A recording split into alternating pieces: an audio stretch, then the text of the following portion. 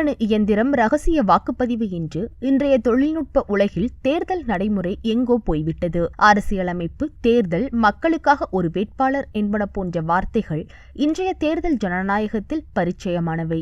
ஆனால் 1000 ஆண்டுகளுக்கு முன்பு இவையெல்லாம் நடைமுறையில் இருந்தனவா என்றால் அது கேள்விக்குறிதான். ஆனால் உலகமே வியந்து பார்க்கும் வகையில் தமிழகத்தில் ஒரு தேர்தல் முறை இருந்தது.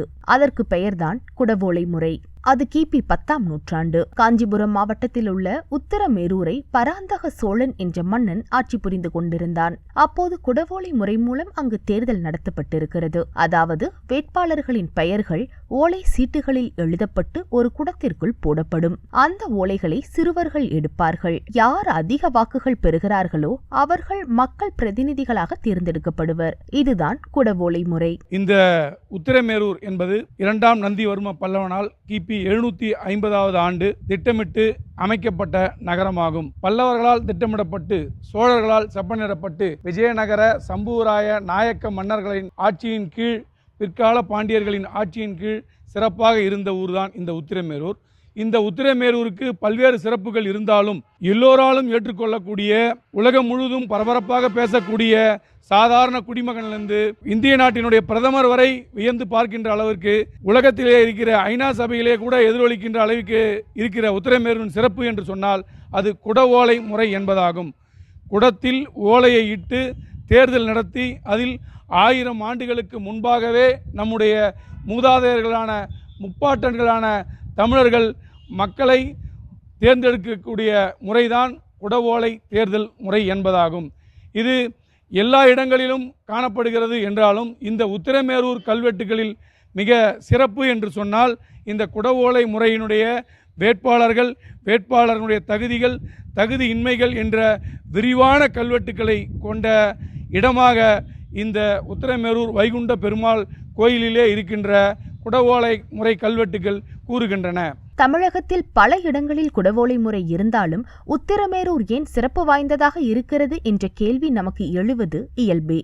அதற்கு காரணம் இங்கு அமைந்துள்ள ஸ்ரீ வைகுண்ட பெருமாள் கோயில். இந்த கோயிலின் சுற்றுச்சுவர், மண்டப கற்கள் முழுவதும் குடவோலை முறை குறித்து விளக்கப்பட்டிருக்கிறது.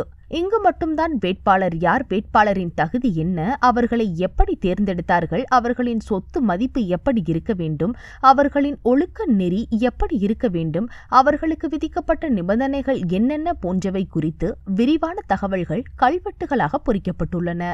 வயது வரம்பு, சொத்து நிலை, வரி செலுத்துதல், கல்வி அறிவு, ஒழுக்க நெறி போன்ற பல நிபந்தனைகளின் அடிப்படைகளில் மட்டுமே தேர்தலில் போட்டியிட ஒருவர் அனுமதிக்கப்பட்டார். மேலும் தவறு செய்தவர்கள் மற்றும் அவர்களது இரத்த உறவினர்களுக்கு கூட போட்டியிட தடை விதிக்கப்பட்டிருந்தது. அந்த கால ஆட்சி நிர்வாகத்தில் நேர்மை மற்றும் தகுதிக்கு அளிக்கப்பட்ட முக்கியத்துவம் தான் உத்திரமேரூருக்கு தனி சிறப்பை பெற்றுத் தந்திருக்கிறது. சோழர்கள் ஆட்சி காலத்தில் உத்திரமேரூர் பகுதி 30 குடும்பங்களாக, அதாவது வார்டுகளாக பிரிக்கப்பட்டு அவற்றுக்கான வேட்பாளர்களை குடவோலை முறையில் மகா மண்டப சபையில் தேர்ந்தெடுத்தார்கள். அவ்வாறு தேர்ந்தெடுக்கப்பட்டவர்கள் வருடாந்திர குழுவினராகவும், ஏரி வாரிய உறுப்பினராகவும், தோட்ட வாரிய உறுப்பினராகவும் செயல்பட்டுள்ளனர். நம்முடைய சோழ மன்னர்களிலே சிறந்த மன்னர்களாக இருக்கின்ற பராந்தக சோழன், 1ஆம் பராந்தக சோழருடைய ஆட்சி காலத்திலே இங்கே நடைபெற்ற தேர்தல் முறை குறித்த கல்வெட்டுக்கள் தான் இங்கே இருக்கின்றன. பொதுவாக கல்வெட்டுக்கள் என்பது கோயிலின் ஏதாவது ஒரு சுவற்றில் இருக்கும். ஆனால் இந்த உத்திரமேரூர் வைகுண்ட பெருமாள் ஆலயத்தில் 4 பக்கத்தில் 3 பக்க சுவர் முழுவதும் கல்வெட்டுகளால் நிறைந்து காணப்படுகின்றன. இந்த கல்வெட்டுகளில் முக்கியமாக இருப்பது இந்த குடவோலை முறை கல்வெட்டுக்கள் ஆகும்.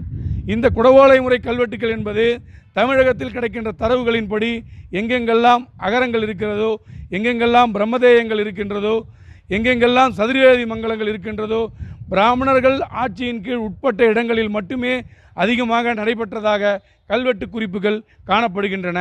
இந்த உத்திரமேரூரிலும் சதுர்வேதி மங்கலமாக 4 வேதங்களை கற்றறிந்த அந்தணர்களுக்கு தானமாக வழங்கப்பட்ட இந்த ஊரிலே இந்த தேர்தல் முறை என்பது நடத்தப்பட்டது.